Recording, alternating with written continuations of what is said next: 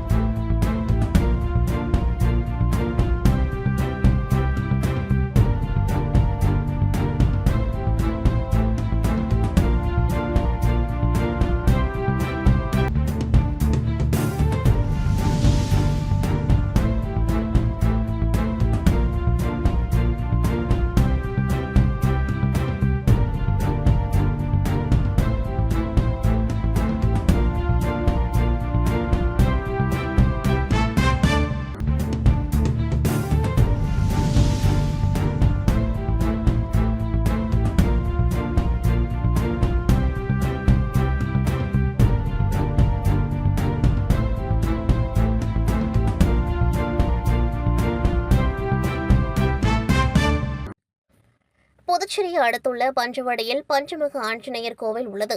இங்கு பஞ்சமுக ஸ்ரீ ஜெயமாரதி சேவா அறக்கட்டளையும் பாண்டிச்சேரி துறைமுக ரோட்டரி சங்கமும் இணைந்து இலவச கண் பரிசோதனை மருத்துவ முகாமை நடத்தின.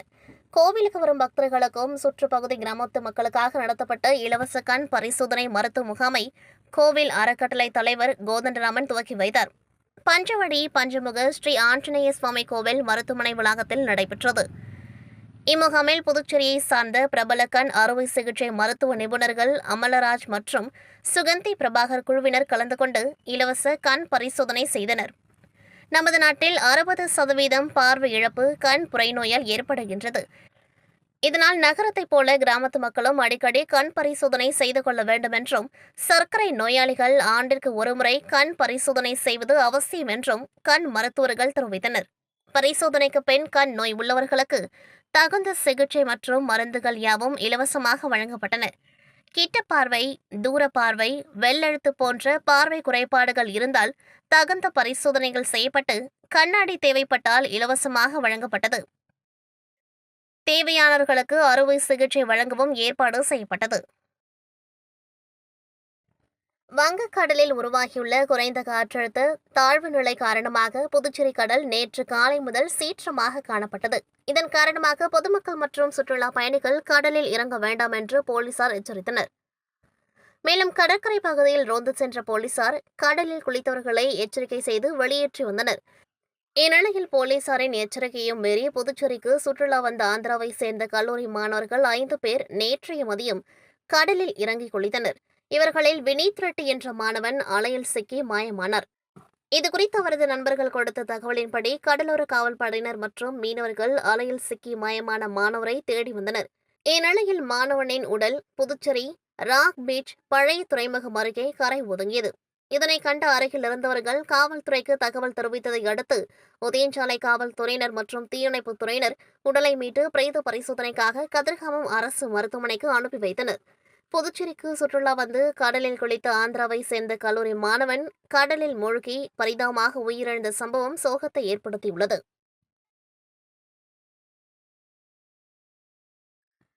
உதவும் இதயம் பேரியக்க மற்றும் லயன்ஸ் கிளப் பாண்டிச்சேரி, கோஸ்ட், முத்துரத்தின் அரங்க மேல்நிலைப்பள்ளி, ஜிப்மர், இரத்த தான வங்கி, அமைச்சர் கேரம் அசோசியேஷன் சார்பில் மகாகவி பாரதியாரின் பிறந்த நாளை முன்னிட்டு மாபெரும் 6வது இரத்த தான முகாம் கவுண்டம்பாளையம் முத்துரத்தின் அரங்க மேல்நிலைப்பள்ளியில் நடைபெற்றது. முகாமில் கலை பண்பாட்டுத்துறை இயக்குநர் கலைபெருமாள் சிறப்பு விருந்தினராக கலந்து கொண்டு விழாவை துவக்கி வைத்தார். தொடர்ந்து ஆசிரியை வேல்விழி நிகழ்ச்சியை நெறியாள்கை செய்ய KG லியோ, கராத்தே சங்க செயலர் சுந்தர்ராஜன், லயன் கிளப் சுபாஷ் சந்திர போஸ், முன்னாள் ஆளுநர் செல்வகாந்தி ஆகியோர் தலைமை தாங்கினர்.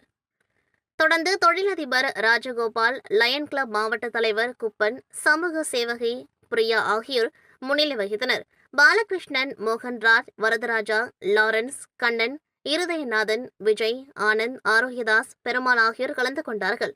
தொடர்ந்து பல்வேறு மருத்துவ பரிசோதனைகள் செய்யப்பட்டு இரத்த தானம் வழங்கினர். மேலும் இந்த விழாவில் உதவும் இதயம் பேரியக்கத்தின் நிறுவனர் புதுவை குமார் உள்ளிட்ட பலர் கலந்து கொண்டார்கள். காரைக்காலில் உலக நன்மை வேண்டி 1000க்கும் மேற்பட்ட பெண்கள் மற்றும் குழந்தைகள் பால்குடம் எடுத்து நேர்த்திக்கடன் செலுத்தினர்.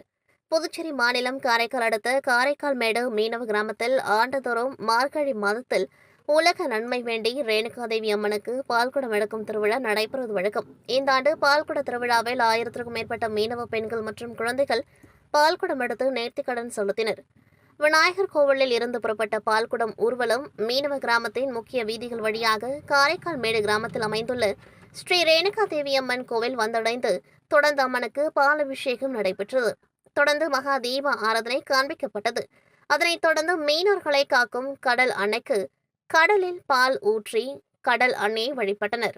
காரைக்கால் மேடு மீனவ கிராம பஞ்சாயத்தார் மற்றும் ஊர் மக்கள் ஏற்பாட்டில் நடைபெற்ற நிகழ்ச்சியில் காரைக்கால் மேடு, கிளிஞ்சல் மேடு, கோட்டுச்சேரி மேடு உள்ளிட்ட பல்வேறு பகுதிகளில் இருந்தும் ஆயிரக்கணக்கானோர் பங்கேற்று ரேணுகாதேவி அம்மனின் அருள் பெற்றனர். தேசிய புத்தக கண்காட்சியில் கலை பண்பாட்டுத்துறை இயக்குநருக்கு புத்தக சேவா ரத்னா விருது வழங்கப்பட்டது. புதுச்சேரி வேல் சொக்கநாதன் திருமண நிலையத்தில் 28வது தேசிய புத்தக கண்காட்சி கடந்த 13ஆம் தேதி துவங்கியது. இதில் 1,00,000க்கும் மேற்பட்ட புத்தகங்கள் பார்வைக்காக வைக்கப்பட்டுள்ளது. விழாவில் சிறப்பு தலைவர் காஞ்சி ராமலிங்கம் வரவேற்றார். கலை பண்பாட்டுத்துறை இயக்குநர் கலைபெருமாளுக்கு புத்தக சேவா ரத்னா விருது முன்னாள் வணிக வரித்துறை ஆணையர் ராமதாஸ் வழங்கி கௌரவித்தார். ஸ்ரீ சர்வமங்கல சாய்பாபா திருக்கோவிலில் 6ஆம் ஆண்டு பாத யாத்திரை விழாவில் அலங்கரிக்கப்பட்ட சாய்பாபாவுடன் பக்தர்கள் ஊர்வலமாக சென்றனர். புதுச்சேரி பெரம்பை பகுதியில் அமைந்துள்ளது ஸ்ரீ சர்வமங்கல சாய்பாபா திருக்கோவில். இந்த திருக்கோவிலின் 6ஆம் ஆண்டு துவக்க விழாவை ஒட்டி பாத யாத்திரை நடைபெற்றது. புதுச்சேரி காந்தி வீதி வரதராஜ பெருமாள் திருக்கோவிலில் இருந்து அலங்கரிக்கப்பட்ட 6 அடி சாய்பாபா சுவாமி அலங்கார ஊர்தியில் வைக்கப்பட்டு பக்தர்கள் சாய்பாபா பஜனைகளுடன் யாத்திரை நடைபெற்றது.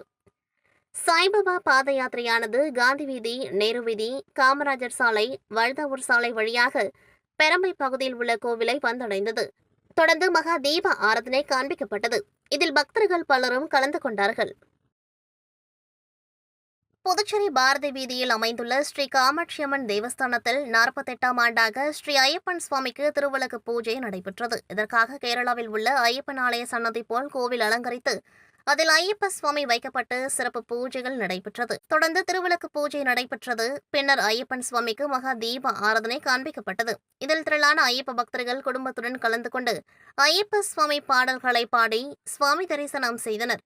விழாவுக்கான ஏற்பாடுகளை சங்கர் குருசாமி செய்திருந்தார்.